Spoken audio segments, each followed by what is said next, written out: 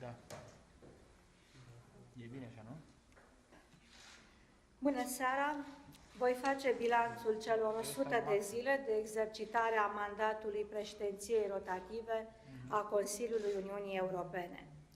În fiecare din cele 100 de zile de mandat, Guvernul României a dovedit eficiență, determinare și capacitatea de a găsi soluții bune pentru cetățenii europeni. Miniștrii PSD-ALDE au coordonat dosare dificile, unele dintre ele amânate din mandatele președințiilor precedente, le-au negociat și le-au adus la stadiul de finalizare. Am dovedit că avem forța și priceperea să deblocăm discuții cu privire la problematici importante pentru viitorul european și să le punem o amprentă practică. Am dovedit alături de reprezentanța permanentă și de experții din ministere că avem o echipă puternică, o echipă responsabilă. Am convingerea că după acest mandat de 6 luni se va vorbi mai mult despre România ca despre o țară cu voce puternică și respectată în Europa. Îmi este confirmat acest lucru la toate întâlnirile cu oficialii europeni care ne felicită pentru reușitele mandatului președinției rotative. În primele 100 de zile de mandat am gestionat peste 1100 de evenimente și reuniuni. Înseamnă o medie de 11 reuniuni în fiecare zi, organizate în țară și la Bruxelles. Acest lucru arată capacitatea noastră de a aduce la masa discuțiilor toți actorii care au un cuvânt de spus în creionarea viitorului european. În calitate de prim-ministru, m-am implicat în toate dezbaterile asupra celor mai complexe teme aflate în discuție și am participat activ la mai multe evenimente cu vizibilitate politică. Voi puncta câteva dintre acestea. Summitul European al Orașelor și Regiunilor, eveniment dedicat sporirii convergenței economice, sociale și teritoriale. Summitul social tripartit cu tema O Europă mai puternică, unită și orientată spre viitor, în cadrul căruia am subliniat importanța principiului coeziunii pentru conturarea unei Europe unite, coezive și eficiente, astfel încât nimeni să nu fie lăsat în urmă. Consiliul European al Femeilor. Am susținut o mai bună implicare și reprezentare a femeilor în politică, promovarea femeilor în poziții de conducere, promovarea principiului egalității de gen și rolul sporit al femeilor pe piața muncii. În linie cu obiectivul nostru de promovare a valorilor europene, am continuat demersurile începute în februarie la Bruxelles, în cadrul conferinței Combaterea antisemitismului, o abordare comună pentru a proteja mai bine comunitățile evreiești din Europa de la politică la acțiune. Astfel, în luna martie am organizat la București un alt eveniment important dedicat acestei teme, un bun prilej pentru a sublinia încă o dată angajamentul nostru pentru promovarea valorilor comune și pentru combaterea oricărei forme de discriminare. A fost o perioadă extrem de densă din punct de vedere al activității legislative la nivel european, având în vedere că începerea campaniei pentru alegerile europene a determinat încadrarea într-un calendar bine determinat de negocieri cu Parlamentul European. Eforturile noastre s-au concretizat în rezultate substanțiale, în negocieri privind dosarele legislative active, am reușit finalizarea unui număr de 90 de dosare legislative, acestea fiind toate confirmate în Consiliu și în mare parte în Parlamentul European. De asemenea, pe durata primelor 100 de zile, președinția României la Consiliul Uniunii Europene a condus negocierile concretizate prin adoptarea a 24 de concluzii ale Consiliului pe diferite teme de interes la nivel european. De asemenea, am asigurat reprezentarea Consiliului Uniunii Europene la 6 sesiuni plenare ale Parlamentului European, participând la 33 de dezbateri pe diferite teme europene. Totodată, reprezentanții români au consemnat în calitate de președinție a Consiliului Uniunii Europene 22 de acte legislative împreună cu Parlamentul European. Salut adoptarea formală în Consiliu la începutul acestei săptămâni, ca ultim pas al procedurii legislative, a normelor comune pentru piața gazelor naturale, cele privind drepturile de autor, normele referitoare la contractele de vânzări de bunuri și contractele de furnizare de conținut digital online, precum și cadrul specific de funcționare a programului de cercetare-inovare Orizont Europa. Acestea sunt dosare cu un impact major în Uniunea Europeană, extrem de complexe și dificil de negociat, care au fost finalizate în mandatul României prin efortul susținut al Guvernului, echipelor de experți coordonate de miniștri și al reprezentanței permanente a României la Uniunea Europeană.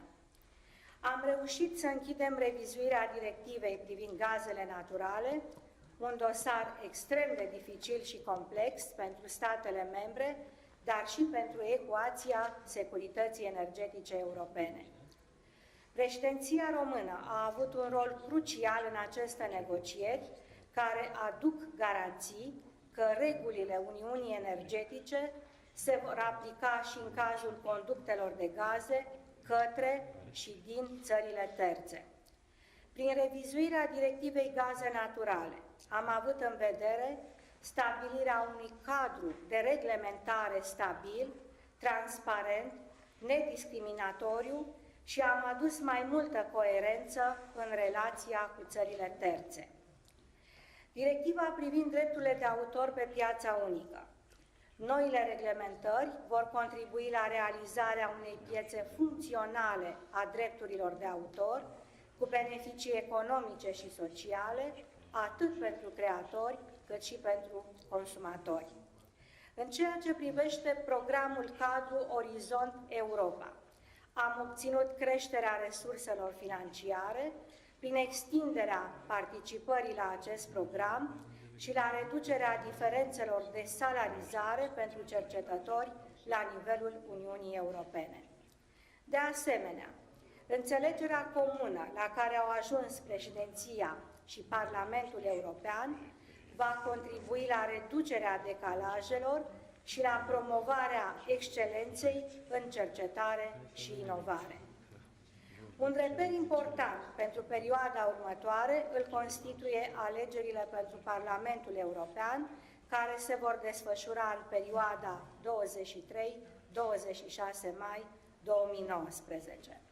Ca președinția Consiliului Uniunii Europene, am lucrat pentru crearea unui mediu de desfășurare a alegerilor în mod liber și corect.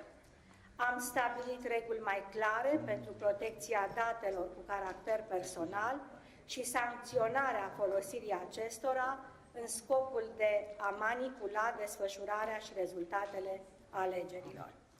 Totodată, am urmărit la nivelul Consiliului coordonarea eforturilor statelor membre pentru implementarea a două mecanisme cheie: rețeaua europeană de cooperare în materie electorală și sistemul de alertă rapidă, ce permite statelor membre schimbul de informații și trimiterea de alerte în timp real în caz de incidente de dezinformare. Guvernul României a fost implicat activ în negocierile pentru Brexit. În mandatul nostru au fost finalizate și adoptate formal la nivelul Consiliului 15 propuneri legislative care au rolul de a limita efectele unei retrageri fără acord a Marii Britanii. Scopul nostru este acela de a proteja cetățenii și mediul de afaceri.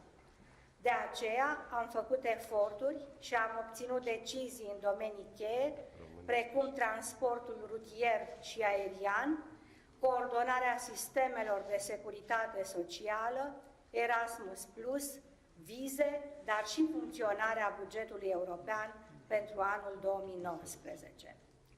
În 100 de zile de mandat am reușit să obținem înțelegeri comune cu Parlamentul European pentru o serie de propuneri sectoriale prioritare aferente viitorului cadru financiar multianual, precum Fondul European de Apărare, Programul Europa Digitală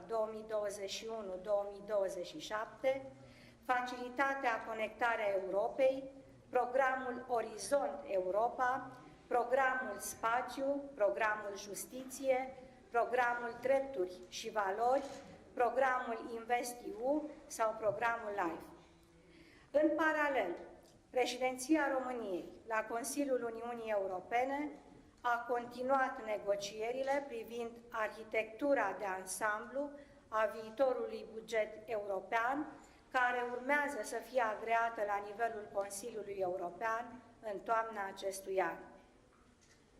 Ne concentrăm acum pe elaborarea unui document simplificat și echilibrat de negociere, care să faciliteze discuțiile liderilor europeni la Consiliul European din iunie și deciziile în a doua parte a anului. Președinția României a depus totodată eforturi considerabile în avansarea negocierilor privind pachetul legislativ referitor la politica de coeziune post-2020. În domeniul migrației, președinția română a contribuit la avansarea discuțiilor pe toate componentele, vizând o abordare cuprinzătoare a acestui fenomen, în linie cu obiectivele formulate la nivelul Consiliului European. Am reușit revizuirea cadrului juridic pentru funcționarea rețelei europene a ofițerilor de legătură în materie de migrație.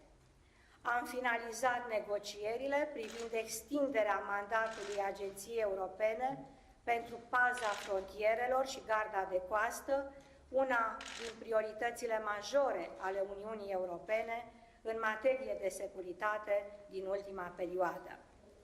În ceea ce privește Uniunea Piețelor de Capital, președinția rotativă deținută de către România a reușit închiderea unor dosare fundamentale menite să contribuie la finanțarea mai eficientă a proiectelor de investiții, cu efecte asupra creșterii economice și dezvoltării. Așa cum am spus, toate acțiunile președinției române a Consiliului Uniunii Europene au în centru cetățenii și respectarea drepturilor acestora. Menționez aici finalizarea negocierilor și adoptarea mai multor reglementări europene care au ca obiectiv condiții de lucru mai bune pentru cetățeni, cum ar fi Regulamentul pentru instituirea unei autorități europene a muncii sau directiva privind transparența și previzibilitatea condițiilor de muncă. Doresc să vă ofer alte câteva exemple relevante cu privire la beneficiile de care se va bucura lucrătorul român. Limitarea la 6 luni a perioadelor de probă, posibilitatea de a solicita, după cel puțin 6 luni de vechime la același angajator, un loc de muncă cu condiții mai previzibile și mai sigure, dreptul de a beneficia de formare gratuită pe baza legislației Uniunii sau a celei naționale. Dar directiva se adresează și angajatorilor, sprijinându-le activitatea. Pentru aceștia sunt eliminate anumite sarcini administrative, permițându-le să transmită în format electronic informațiile necesare către administrația publică. Acest lucru va contribui la îmbunătățirea concurenței corecte între companii pe piața internă. România sprijină puternic piața internă și dorim ca cetățenii români, în calitate de consumatori, să beneficieze de produse aflate la același nivel de calitate, cu produse prezentate în mod similar, comercializate în alte state membre ale Uniunii Europene. Am acordat atenția cuvenită întăririi drepturilor consumatorilor în Uniunea Europeană.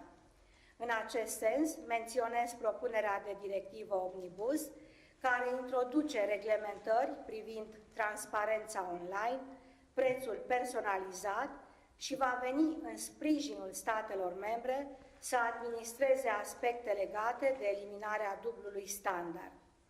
România a încheiat activitatea pe acest dosar și așteaptă votul final al Parlamentului European în reuniunea sa plenară de astăzi. În luna mai, Consiliul va adopta la rândul său formal această directivă. Sprijin pentru agricultori și o mai bună siguranță alimentară. Menținerea politicii agricole comune și susținerea unui nivel adecvat de finanțare pentru plățile directe și dezvoltarea rurală constituie o prioritate majoră a președinției României la Consiliul Uniunii Europene. În acest sens, România și-a impus punctul de vedere în cadrul Comisiei Agri din Parlamentul European, cu ocazia votului privind viitoarea politică agricolă comună. Astfel, am obținut eliminarea plafonării obligatorii a subvențiilor pentru agricultură, fapt ce asigură o dezvoltare echilibrată a tuturor fermierilor europeni, fără discriminări. În același timp, am ajuns la un acord cu Parlamentul European și în privința legii generale a alimentelor, ce va permite un acces mai facil al cetățenilor la informații complete referitoare la siguranța alimentară și sănătatea umană. Și în domeniul mediului și schimbărilor climatice, președinția României la Consiliul Uniunii Europene a înregistrat progrese considerabile prin finalizarea negocierilor privind decarbonizarea și modernizarea transporturilor în Uniunea Europeană, dar și îndeplinirea obiectivelor acordului de la Paris, prin reducerea cu 30% a emisiilor de dioxid de carbon pentru noile camioane și autobuze până în anul 2030. De asemenea, pentru un mediu mai curat, am finalizat dosarul privind norme și mai stricte pentru produsele și ambalajele care se află printre primele 10 articole poluante ca frecvența apariției pe plajele europene. Un alt domeniu în care am făcut progrese importante este cel al transporturilor, în care am finalizat negocierile pe 12 dosare privitoare atât la transportul rutier, cât și la cel feroviar, naval și aerian. Menționez aici măsurile luate pentru limitarea efectelor Brexit în domeniu, cât și cele privitoare la îmbunătățirea siguranței participanților la trafic sau cele referitoare la creșterea competitivității în transporturi. În toate reuniunile și întâlnirile pe care le-am avut în primele 3 luni de mandat, am înregistrat progrese în domenii relevante, precum regiunea Balcanilor de Vest, relația UE-Turcia, cooperarea UE-NATO. O conferință de nivel înalt dedicată acestui subiect a avut loc chiar astăzi la București. Am acordat atenție, bineînțeles, și relației transatlantice.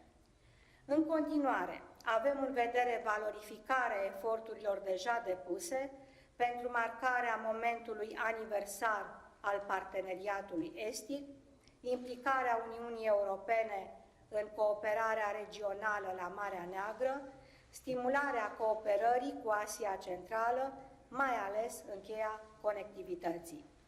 Pe parcursul următoarelor luni va continua și dezbaterea privind viitorul Uniunii Europene. România se înscrie în mod natural în rândul statelor membre care promovează consolidarea Uniunii și continuarea procesului de integrare europeană de o manieră unită și coezivă. Credem în proiectul european și în viitorul său. Ne dorim o Uniune mai profund integrată, mai inclusivă, mai coezivă, o Uniune care, deși marcată de procesul Brexit, are capacitatea de a ieși întărită și încrezătoare în urma acestei provocări.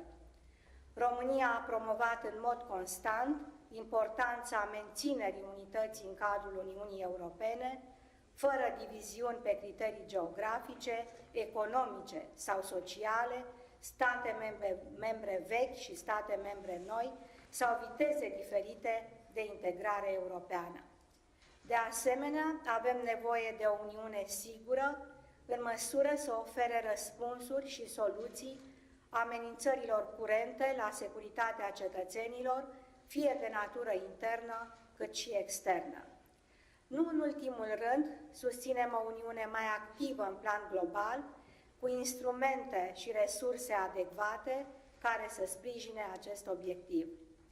Guvernul României și-a concentrat eforturile în acest sens și am convingerea că rezultatele muncii noastre contribuie la creșterea încrederii cetățenilor în viitorul proiectului european. Vom continua această abordare și pentru perioada ce urmează, inclusiv prin prisma acțiunilor și demersurilor pe care le voi promova din postura de prim-ministru, pe linia unei președinții rotative eficiente, care livrează rezultatele așteptate, dorite și utile statelor membre, cetățenilor europeni și mediului de afaceri. Vă mulțumesc!